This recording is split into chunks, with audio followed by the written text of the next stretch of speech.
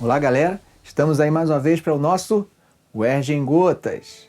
Nesse episódio, vamos falar de mais um tema super interessante. Que tema seria esse? No vídeo de hoje, eu quero discutir um pouco com você as relações internacionais do Brasil na década de 1930 e primeira metade da década de 1940. Isto é, no período da Era Vargas. Como eram as relações internacionais do Brasil nesse período? Na década de 30, o mundo passava por uma espécie de polarização. A crise do modelo liberal dava espaço para o crescimento do comunismo de matriz soviética e do fascismo alemão e italiano, principalmente. E como o Brasil se posicionaria nesse cenário? Vamos ver? Quando consideramos as relações internacionais do Brasil na década de 30, em suas relações assimétricas, podemos destacar dois países. A relação do Brasil com esses dois países servem para nos demonstrar como ele se posicionava nessa polarização que nós falamos anteriormente. Esses países eram a Alemanha e Estados Unidos. Na primeira metade da década de 1930, a política interna brasileira passou por um processo de polarização muito forte. Essa polarização se manifestava na existência e na rivalidade de dois partidos. Quais eram esses partidos? Um era a AIB, Ação Integralista Brasileira, e o outro era a ANL, Aliança Nacional Libertadora. Enquanto a AIB tinha características muito próximas do fascismo, a ANL simpatizava com o comunismo soviético, embora uma parte considerável da ANL não fosse comunista, mas fosse simplesmente antifascista. Não havia homogeneidade na AIB. No entanto, a questão do autoritarismo era um dos elementos principais defendidos por esse partido. A partir de 1935, com a ANL na clandestinidade e com a tentativa de golpe, conhecida como Intentona Comunista, parece haver uma diminuição da importância da vertente comunista nos rumos da política nacional. Com o golpe de 1937, a ANL tinha certeza que chegaria ao poder, que ganharia espaço no governo de Vargas. Mas parece que não foi bem isso que aconteceu. A decepção faz com que alguns membros da AIB se levantem contra o Vargas, atentando contra a sua vida no ano de 1938. Discutido esse pano de fundo da política interna brasileira nesse período inicial, poderíamos até concluir que Vargas está derrotando todos os modelos e implantando o seu próprio modelo. É possível pensar assim. Minha pergunta: Vargas é fascista? O Estado Novo é fascista? Não, mas podemos entender que, de certa forma, há um certo flerte de Vargas com algumas ideias fascistas. Mas chamá-lo de fascista seria um erro histórico. Se mesmo intelectuais comunistas eram admitidos no governo de Vargas, será que era possível a existência de algum grupo mais próximo ao fascismo? Sim, com certeza. Existia uma parte considerável no governo de Vargas que a gente pode considerar como germanófilos, que eram simpáticos ao fascismo. Também não era um bloco, não havia uma homogeneidade. Haviam grupos muito mais próximos do nazismo alemão, alguns inclusive que defendiam o antissemitismo.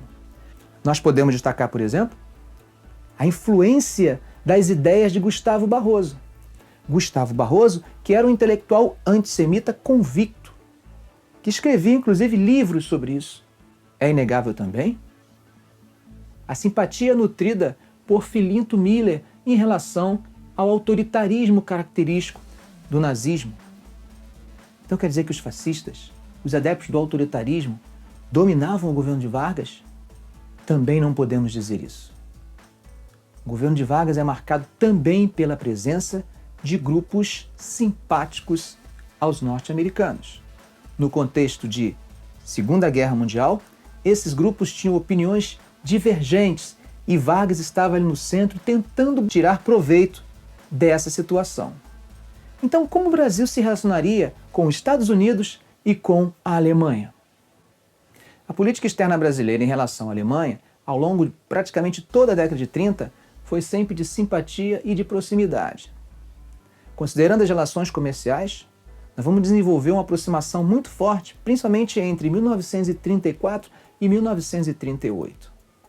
Uma marca desse contrapeso entre os germanófilos e esse posicionamento americano é a figura de Oswaldo Aranha, importante político que havia tido uma participação muito grande durante a Constituinte de 34. Ele agora se torna embaixador brasileiro nos Estados Unidos. Desde 34, os Estados Unidos tentavam fechar um tratado com o Brasil, um tratado comercial. Com a chegada de Oswaldo Aranha, a posição de embaixador, parece que as coisas vão andar, porque há uma natural simpatia de Oswaldo Aranha pela aproximação do Brasil com os Estados Unidos. Só que essa questão do tratado comercial esbarrava num outro ponto, que era também um avanço nas conversações do Brasil com a Alemanha. E aí parece que o tratado com os Estados Unidos dá uma travada justamente porque eles não aceitavam que nós tivéssemos relações comerciais com a Alemanha. A habilidade de Oswaldo Aranha vai ser demonstrada no fato de que os dois tratados acabam sendo assinados. Um em 35, com os Estados Unidos, e o outro em 36, com a Alemanha. A diferença entre os dois tratados é que no tratado comercial com os Estados Unidos, as nossas relações comerciais eram tradicionais, feitas com base em dinheiro, cash, dólar. Já com a Alemanha, havia um novo modelo de comércio, conhecido como comércio compensado.